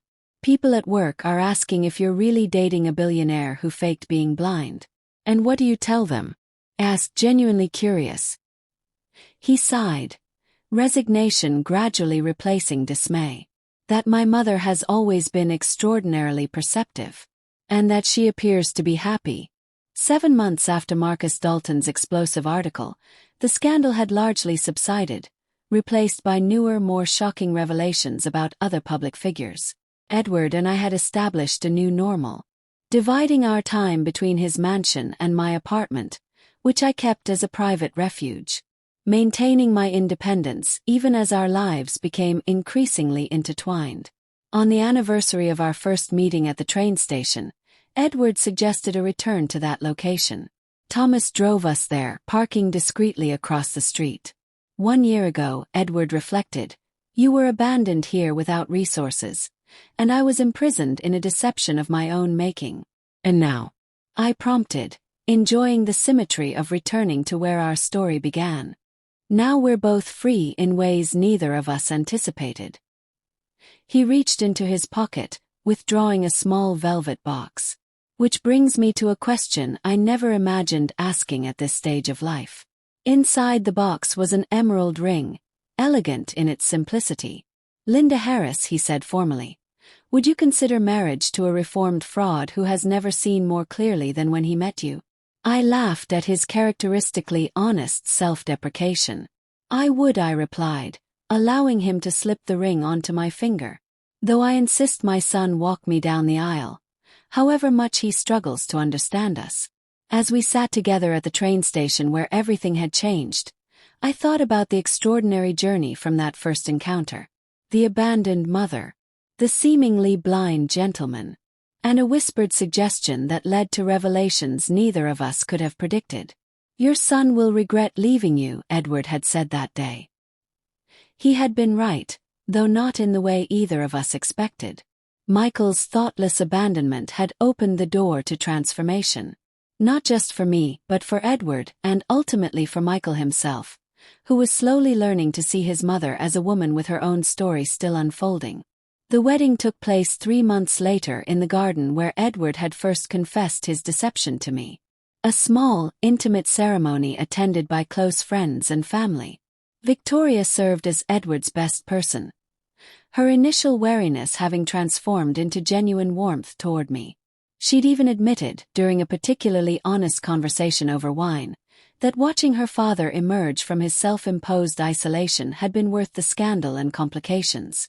Michael did walk me down the aisle, though not without considerable processing first. He'd struggled mightily with the publicity, the questions from colleagues, the impossible task of reconciling his conventional expectations with his mother's unconventional choices. But Angela, wise woman that she was, had pulled him aside one evening and asked a simple question. "Is your mother happy?" And when he couldn't deny that I was, genuinely and visibly happy in a way I hadn't been since his father died, something shifted in him. The ceremony itself was simple and heartfelt. No pretense, no performance, just two people in their 60s making promises they fully intended to keep. When the officiant asked if anyone objected, I half expected some dramatic revelation, some final complication. Instead, there was only silence, broken by the gentle sound of the fountain and birdsong. Edward and I exchanged vows we'd written ourselves. His spoke of seeing truly for the first time in 12 years. Mine spoke of unexpected adventures and the courage to embrace them. We promised not just love but honesty, not just companionship but authentic connection. When he kissed me, it was without dark glasses, without pretense. His eyes open and clear. The reception was livelier than I'd anticipated. Victoria gave a toast that began with gentle mockery of her father's terrible deception but ended with genuine emotion about watching him rediscover joy. Michael's toast was shorter, more cautious, but sincere. He thanked Edward for making his mother happy and admitted, with characteristic business speak, that he was still processing the metrics of their unusual relationship. But what surprised me most was the toast from Thomas, who'd been invited not as staff but as a guest. He spoke of 12 years watching Edward build walls, and 2 months watching Linda dismantle them. He spoke of the difference between seeing and truly seeing, between privacy and isolation. And he ended by saying that sometimes the best security system is simply letting the right person in. As the evening wore on and guests mingled, I found myself standing at the edge of the garden, looking back at the party. Edward found me there, slipping an arm around my waist. "Regrets?" he asked softly. "Not a single one," I replied honestly. Though I do wonder what the old Linda Harris would think of all this. The woman who planned everything carefully, who never took risks, who let herself be defined by her roles rather than her choices.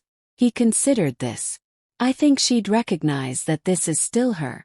Just the parts she never had the chance to explore before. We stood in comfortable silence, watching Victoria laugh at something Michael's daughter had said, watching strangers who'd become friends raise glasses in celebration. The woman who'd been abandoned at a train station a year ago felt like someone from another lifetime.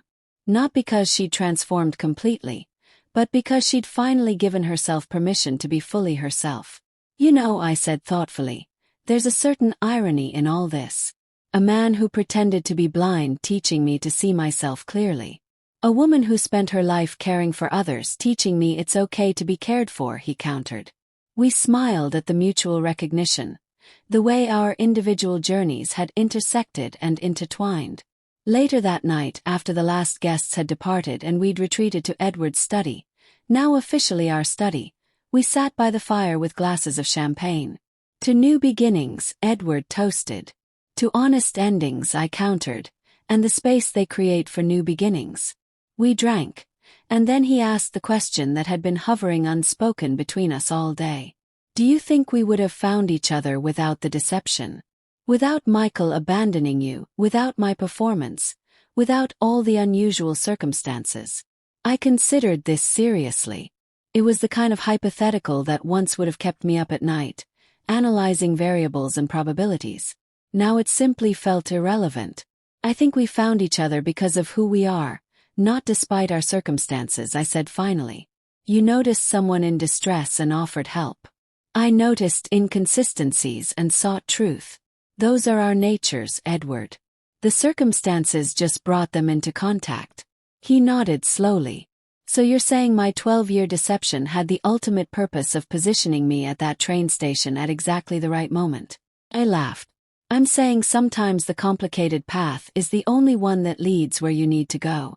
Even if you don't know that's where you're heading." The fire crackled between us, casting warm light across the room filled with books and art and quiet comfort. This was my life now. Not the modest apartment or the quiet routines of retirement I'd imagined, but something richer and stranger and more alive. And yet I realized I was still fundamentally myself. Still the nurse who noticed details and cared for others. Still the teacher who valued learning and growth. Still the mother who loved her son even when he frustrated her. Still the widow who honored her past while embracing her future. Edward, too, was still himself. Still the businessman who valued strategy and planning. Still the philanthropist genuinely committed to making a difference. Still the father who loved his daughter fiercely. Still the man who'd built walls to protect himself but had the courage to tear them down. We'd simply found each other at a moment when we were ready to be fully seen. The next morning I woke early, a lifetime habit from nursing shifts that never quite left me. Edward was still asleep, his face peaceful in the dawn light filtering through the curtains. I slipped out quietly, pulled on a robe, and made my way to the kitchen where I found Victoria already there, making coffee. She looked up when I entered, offering a small smile. Couldn't sleep either. Old habits, I replied. 20 years of pre-dawn shifts teaches your body clock things it never forgets. She poured 2 cups without asking, and we sat at the kitchen island in companionable silence. It was Victoria who finally spoke. "I owe you an apology," she said quietly. "When you first appeared, I saw you as a threat. Someone who might expose Dad, exploit him, complicate everything we'd carefully maintained. You were protecting someone you love," I replied. "I understood that from the beginning. Victoria had my mother's instincts toward my father. Yes, but I was also clinging to a version of safety that was really just stagnation." She looked at me directly. "You didn't just see through Dad's deception. You helped him see through it himself. That took courage and care in equal measure." We sipped our coffee, the early morning quiet wrapping around us. "I've watched him transform over these months," Victoria continued. "Not just dropping the blind performance, but opening up in ways I haven't seen since before my mother died. That was 15 years ago." He's laughing again. Really laughing. Not the careful social laughter he perfected for public appearances. "I didn't know about your mother," I said softly. "Edward doesn't talk about her much. She was wonderful." Victoria's eyes grew distant. "And when she died, something closed off in him. The threats against our family came shortly after, and I think the blindness deception became a way to hide from more than just public scrutiny. He was hiding from grief." We sat with that revelation for a moment. It recontextualized everything I thought I understood about Edward's 12-year performance. "Thank you for trusting me with that," I said finally. "For trusting me with him." Victoria reached over and squeezed my hand. "Thank you for being trustworthy. And for being exactly what he needed, even though none of us knew it." When Edward emerged an hour later, he found Victoria and me deep in conversation about foundation initiatives, already planning how my nursing background might inform new healthcare accessibility programs. The sight of us, heads together over coffee and laptops, made him stop in the doorway with an expression of such pure contentment that I felt my heart squeeze. "This," he said softly, "is what I didn't know I was missing." The weeks that followed established new rhythms. I maintained my independence, spending several days a week at my apartment, lunch dates with old nursing colleagues, volunteer work at a community health clinic. But increasingly the mansion felt like home. Edward and I developed rituals. Morning coffee in the garden. Evening walks through the grounds. Long conversations about everything and nothing. The foundation work became genuinely collaborative. My healthcare background proved valuable in shaping programs, and I discovered a talent for grant writing that surprised us both. Edward's company benefited too. His security systems now included accessibility features informed by his 12 years of pretending to navigate the world without sight. The irony wasn't lost on either of us. Michael's relationship with the foundation through his marketing agency created an unexpected bridge. Professional interactions gradually eased personal ones. He stopped trying to understand our relationship in conventional terms and simply accepted that his mother had found happiness in an unconventional way. His children, my grandchildren, adjusted with the remarkable flexibility of youth. To them, Edward was simply Grandpa Edward, the nice man with the big house and the excellent library who never talked down to them and always had time for their questions. One evening, about 8 months into our marriage, I received a phone call from an unknown number. "Mrs. Thompson." A woman's voice asked. "This is Sarah Chin. We haven't met, but I was your husband's personal assistant 15 years ago, before his supposed blindness began." I felt a chill of apprehension. "How can I help you, Ms. Chen? I understand this might be unwelcome, but I wanted you to know that what your husband did, the deception he maintained, it wasn't just about privacy or security. There was more to it." "More?" I asked carefully. After his wife passed, Ms. Chen continued, Mr. Thompson received a series of letters. Someone claiming to have caused her death. Claiming they could hurt Victoria too. The police investigated but found nothing conclusive. I think the blindness wasn't just about hiding from public scrutiny. It was about hiding his family in plain sight. Making them less interesting targets. I thanked her for calling and sat with this information for a long moment before finding Edward in his study. "We need to talk," I said quietly. He looked up from his work, immediately reading the seriousness in my expression. "Sarah Chin called me." I watched his face carefully. He closed his eyes briefly, then nodded. I wondered if she might. She was one of the few who knew the full context. "Why didn't you tell me?" I asked, not accusingly, just genuinely curious. "Because it sounds paranoid," he said wearily. "Because even now, I'm not sure if those threats were real or if I manufactured a conspiracy to justify my retreat from life. Because admitting I was hiding from grief felt like weakness." I sat down across from him. "Edward, hiding from threats against your daughter isn't weakness. And using a perceived disability to make your family less interesting to potential stalkers is actually rather ingenious, if ethically complicated." He looked at me with such gratitude that I realized how long he'd been carrying this burden alone. "You don't think I'm paranoid. I think you were a father protecting his child in the only way he could figure out," I replied. "I think grief and fear got tangled up with strategy. And I think you've been incredibly lonely carrying all of this by yourself." That night we talked until dawn. Edward told me about his wife Margaret, the threats that followed her sudden death from an aneurysm, the police investigation that went nowhere, the growing fear that someone was watching his family. He told me about the day he decided to fake blindness, how it started as a temporary measure and calcified into years of isolation. He told me about the guilt of lying to Victoria, to business partners, to the world, even as he told himself it was for protection. And I listened, the way I'd listened to countless patients over decades of nursing, with full attention and without judgment. When he finished, I asked the question that seemed most important. "Are you still afraid?" He considered this carefully. "Not in the same way. Time has a way of either validating fears or revealing them as shadows. I think looking back that the threats were real but the danger was less sustained than I believed. I think I used fear as an excuse to hide from the world after Margaret died. Because engaging with the world without her felt impossible. We sat in silence for a long moment. Then I said, "You know what I think? I think you did the best you could with what you knew and felt at the time. I think you protected your daughter and yourself in the way that made sense then. And I think you're brave for choosing to emerge from that protection now, even knowing it leaves you vulnerable."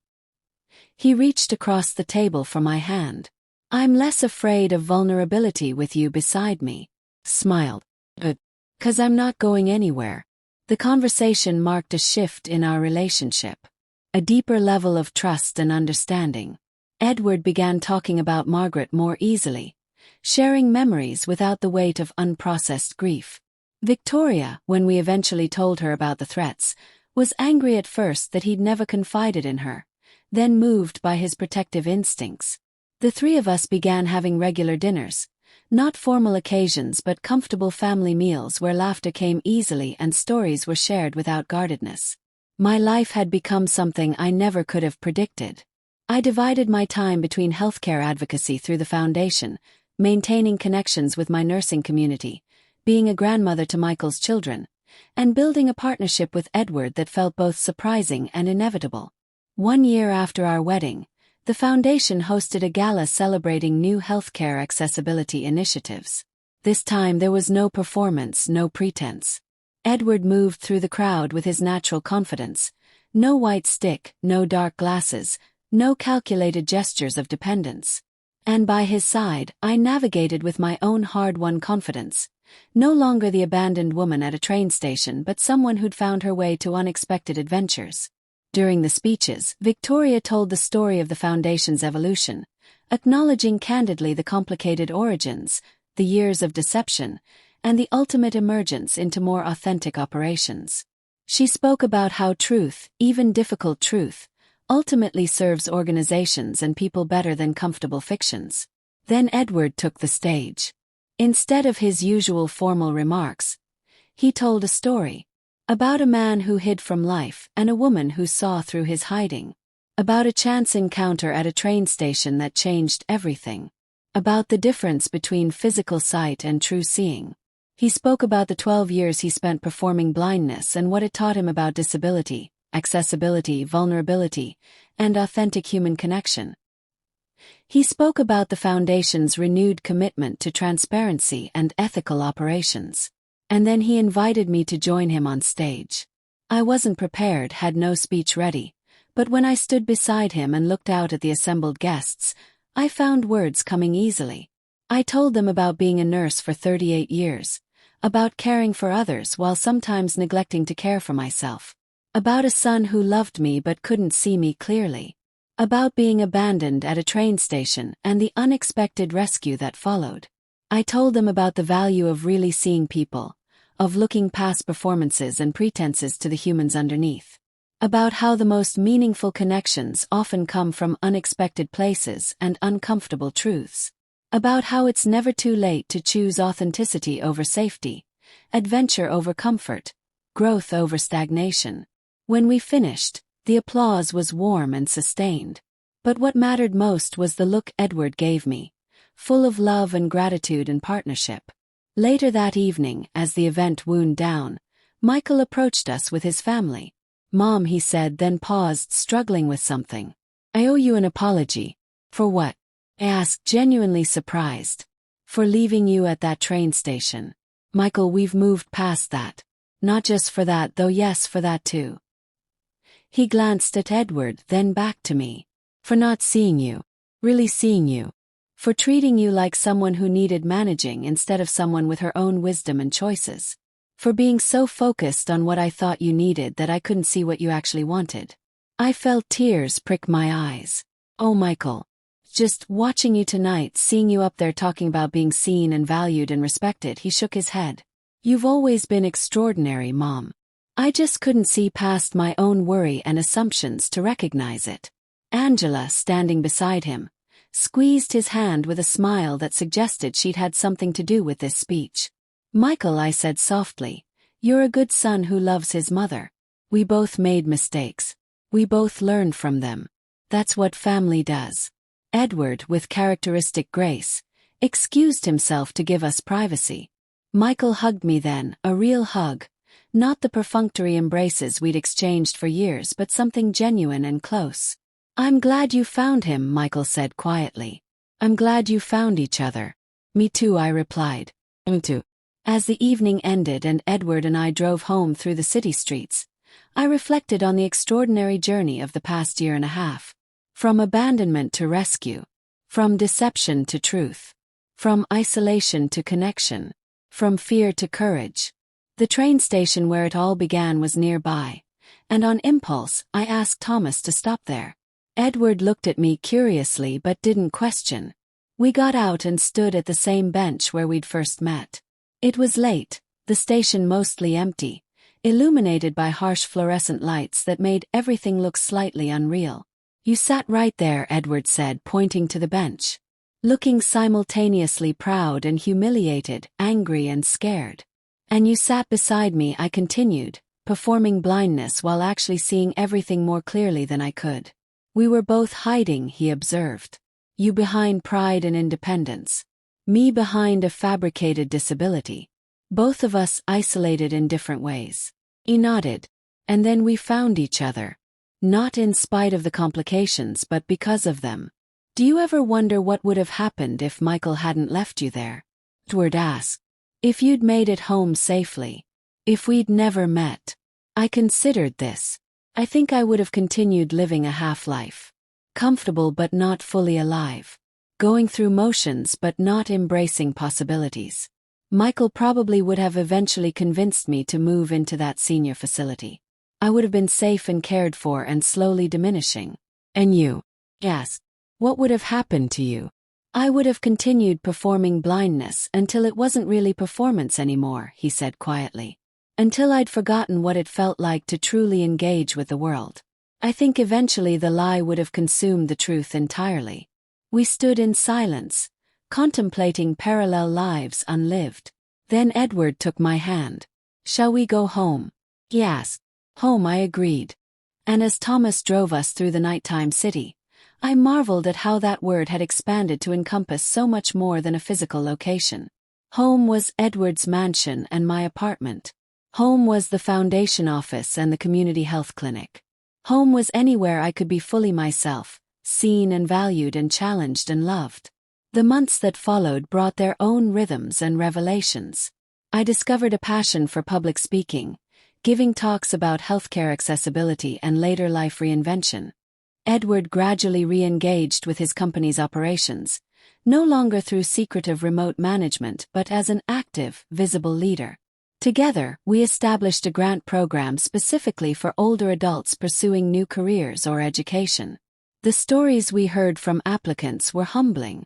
A 72-year-old former accountant learning to paint. A 68-year-old retired teacher studying marine biology. A 75-year-old widower starting a technology company. Each story a reminder that life doesn't have prescribed end dates, that reinvention is always possible, that it's never too late to choose authenticity and adventure. Victoria took on more leadership at both the foundation and the company, thriving in the spotlight her father had vacated. She started dating someone, an attorney who specialized in nonprofit law, and watching her navigate new relationship territory with the same fierce intelligence she brought to business was delightful. Michael's agency's work with the foundation deepened. He became genuinely passionate about healthcare accessibility marketing, discovering that meaningful work could be more satisfying than prestigious clients. His relationship with his children shifted too. He began encouraging their unconventional interests rather than pushing them toward predetermined paths. My grandchildren became regular visitors to the mansion, teaching them to play chess in the library, swimming in the pool, exploring the gardens. Edward was patient and engaged with them in a way that suggested he was making up for years of emotional distance from the world. One afternoon, my oldest grandchild, Emma, who was 12, asked me directly, "Grandma, why does everyone say Grandpa Edward pretended to be blind?" I glanced at Edward, who nodded slightly. "It's a complicated story," I began. But essentially, he was trying to protect himself and the people he loved. Sometimes adults make choices that seem strange from the outside but make sense to them at the time. Was it wrong? Emma asked. That's a good question, Edward interjected. What do you think? Emma considered seriously. I think lying is usually wrong. But I also think protecting people you love is important. So maybe it was both. Wrong but understandable. Edward smiled. That's a very wise answer, Emma. Much wiser than many adults manage. The conversation continued, and I was struck by Edward's willingness to engage honestly with a child's moral questions. No deflection, no simplification, just genuine dialogue about difficult topics. Later, after the grandchildren had left, Edward and I sat in the garden as the sun set. Emma's question made me think, he said. About legacy. About how this will all be remembered. Does it bother you? Yes. Being known for the deception as much as the philanthropy. He thought about this. It used to. I wanted to be remembered for the foundation's work, the company's innovations, the positive contributions. The blindness deception felt like it would overshadow everything else. And now, Now I think the story is richer for its complications. Someone who did good work while living a lie, then found the courage to tell the truth. That's more human, more real, than a simple story of philanthropic success. I reached for his hand. Think you're right. And I think the most important part of the story isn't the 12 years of deception. It's the choice to end it. To step into vulnerability and honesty. That's the legacy that matters. The foundation flourished under our collaborative leadership. The scandal that we'd feared would destroy it instead brought a different kind of attention. People appreciated the transparency, the honest acknowledgement of past mistakes, the commitment to ethical operations moving forward. Donations actually increased. Partnerships expanded. The healthcare accessibility initiatives we launched touched thousands of lives. And through it all, Edward and I remained partners in the fullest sense. Collaborating on foundation work. Supporting each other's individual pursuits.